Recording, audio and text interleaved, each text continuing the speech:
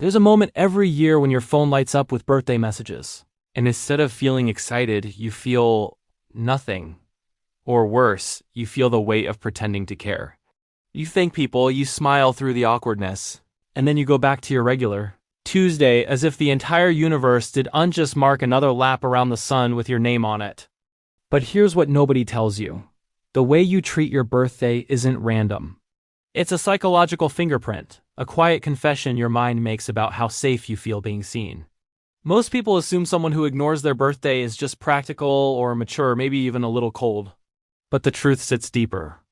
When you strip away the surface explanation, what you often find is a person who learned, somewhere in their timeline, that hoping out loud hurts more than staying silent. Their indifference isn't apathy. It's a defense system built from years of unmet expectations, forgotten moments, or the exhausting performance of pretending excitement they didn't feel. The brain doesn't forget disappointment, it archives it.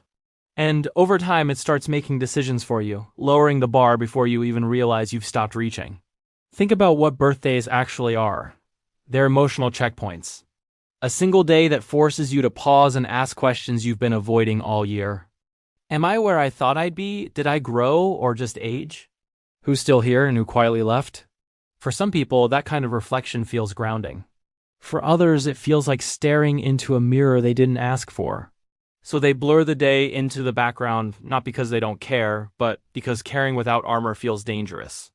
They've spent so long being the one who remembers everyone else's milestones that they've forgotten how to let themselves be remembered, and that forgetting isn't accidental. It's protective. There's a term psychologists use, emotional self-protection. It's when your nervous system decides that avoiding hope is safer than risking the crash. You stop announcing what you want. You stop expecting people to notice. You teach yourself that needing nothing is easier than needing something and watching it not arrive.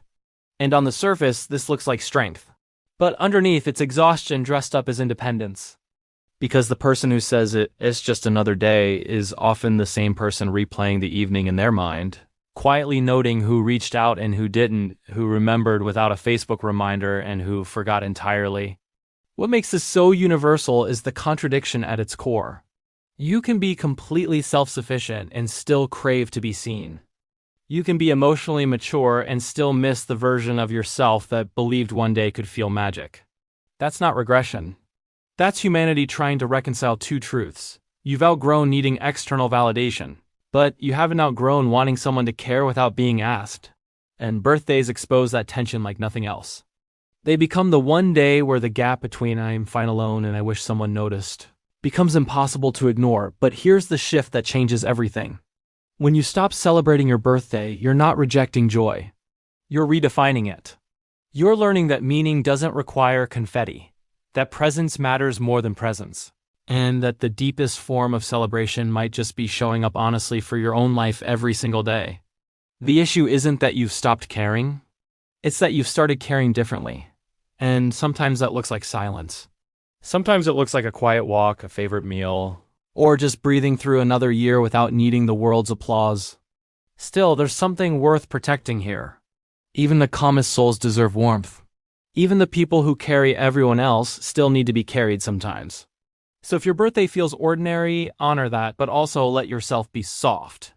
If one message lands differently, let it. If someone remembers without prompting, let that mean something. Because you're not invisible. You're just learning that celebration doesn't always need noise.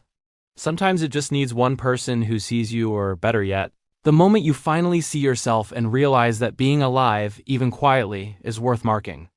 Every single year.